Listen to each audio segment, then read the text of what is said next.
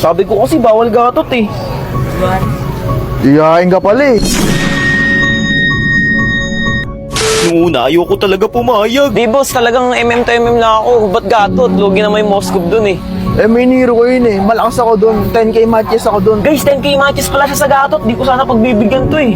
Di mo makakalimutan mangyayari sa'yo ngayon. Malakas mag-angas tong nakalaban ko guys kasi nga gatot yung gamit niya. Alam na alam niyang lugi ako. Sa unang sabayan namin nabaliktad pa kahit ang buhay niya na lang ay kakapiraso. Ay, sa buong laban yata na to wala akong ibang ginawa kundi kumamot na lang ng kumamot ng ulo. Kasi tingnan niyo naman pinupulpog niya lang ako. Napakaraming nanonood ng mga oras na yan kasi alam nilang yung kalaban ko ay 10,000 yung matches sa gatot. Kumbaga parang sa butas ka ng karayom lulusot. Sa hapdi at kirot ang aking ikinayamot. Ay, putik ka! Kaya ayoko sanang palagan to eh kasi alam kong ganito ang mangyayari. Hindi siya nakatank build kaya yung damage niya ay napakahapde. Tapos ang pinakamasaklap pa niyan, naka-vengeance siya mga pre. Kayang-kaya ko naman sana siya sa sabayan kasi kung makikita niyo yung ulti niya aking naiiwasan. At kung ang pag-uusapan ay habulan, hindi niya ako maabutan. Kaso sablay pa rin kahit ginamit ko na ang aking katalinuhan. Uy!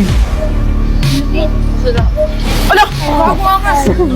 Gulat na gulat ako dyan, samantalang siya ako'y kanyang pinagtatawanan. Pero hinahayaan ko na lang muna, magpakasaya na siya ng magpakasaya. Alo, butik ka! Sa puntong yan guys, halos hindi ko na alam kung anong diskarte ang gagawin ko sa kanya. Low HP na nga, ako pang mabubura. Naabot pa! Dumating rin yung pagkakataon na halos tinatayuan niya na lang ako. Lah!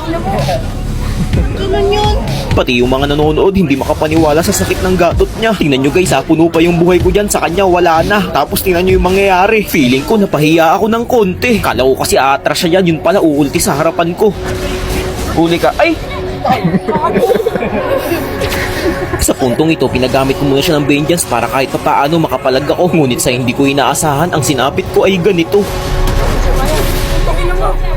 Dito na nagsimula yung inis ko. Isipin nyo, kumukuha lang ako ng blue bluff dito, bigla siyang nag-ulti. Sa isip-isip ko, paano niya nalamang nandun ako? Umikot pa ako ng napakalayo. Tapos ito yung part na na-one hit niya ako. Dun na ako labis na napuno.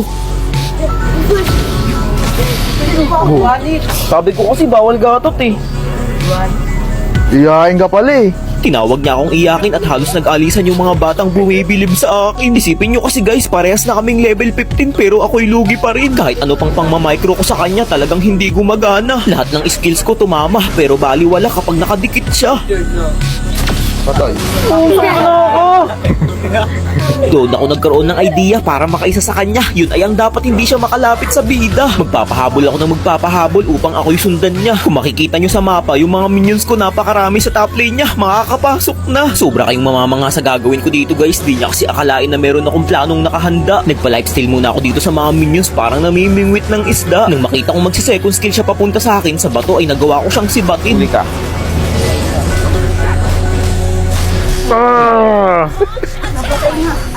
Nang dahil dun hawakan ko ang kalamangan, nagkasunod-sunod na rin ang kanyang kamalasan. Late game na eh, ako naman syempre. Medyo nag-iingat na kami pareho kasi kapag may napitas pa sa pagkakataong ito, sigurado talo. Eh kilala nyo naman ako, hari ng comeback to. Sa inyong matutunghayan ngayon, siguradong matutuwa kayo. At ayun na nga guys, sa wakas nakangiti rin ako ng maayos. Grabe, sobrang nahirapan ako sa game na to. Medyo tagilid talaga kapag hindi marksman pareho. Hindi ko na siya inantay makabalik pa. Kaninil ko na yung mga minions niya. Biruin nyo yung laban na to, nabaliktad ko pa. Eh, bakit cake yan? Nakakambak pa! Gatot ka pa ha? Game is game. Nice game, nice Susunod game. boss, MM to MM lang. Lah, ayun ba yung bagong Attack on Titan skin ni Martis?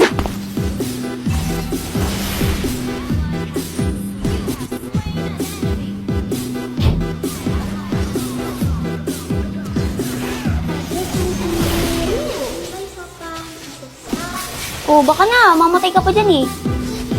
Wala na. Tugod pa talaga siya, low HP na oh.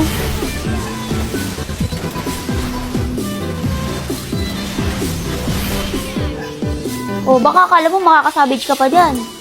Sugod pa talaga siya, oh. Tigas talaga ng ulo, eh. Oh.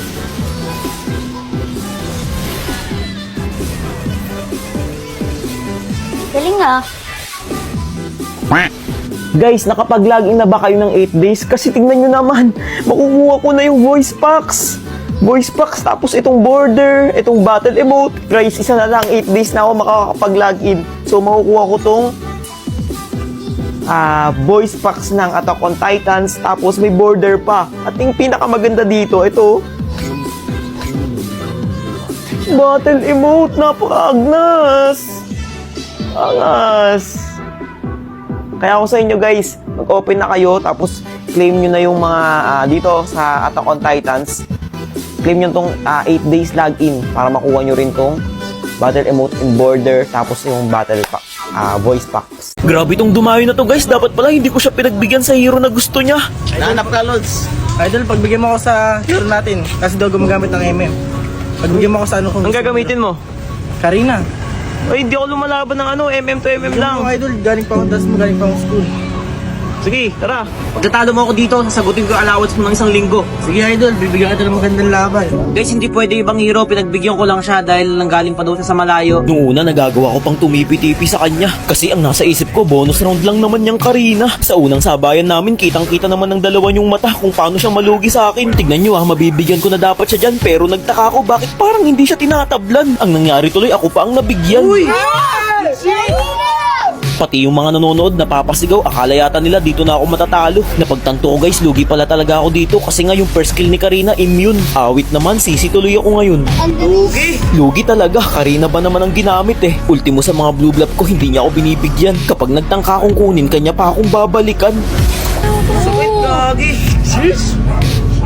Sobrang naging pider ako sa nakalaban ko na to. Isipin nyo, kahit saan ako magtungo, palagi niya ako natutuntun saan mang lupalop ng mundo.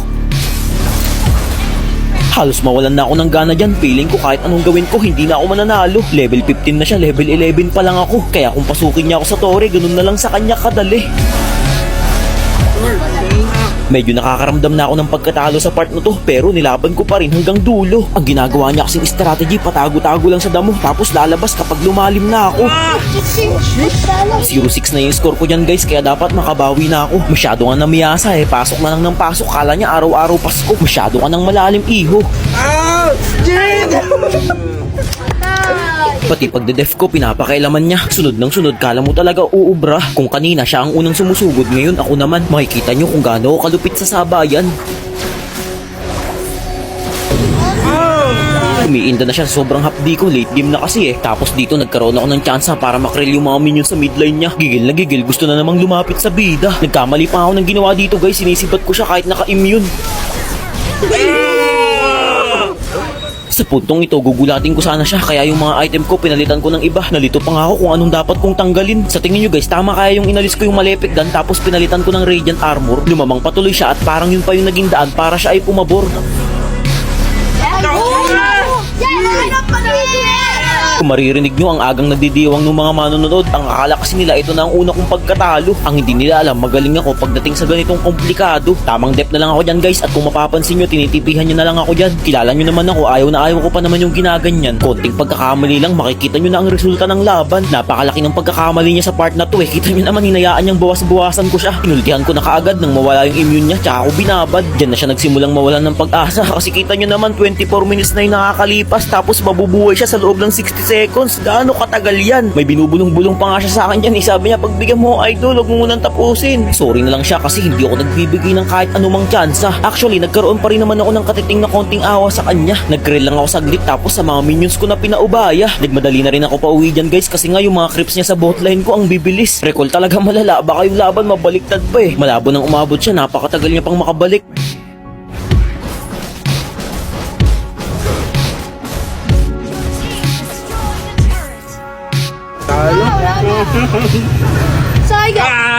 Okay, 142 wins, 0 losses pa rin.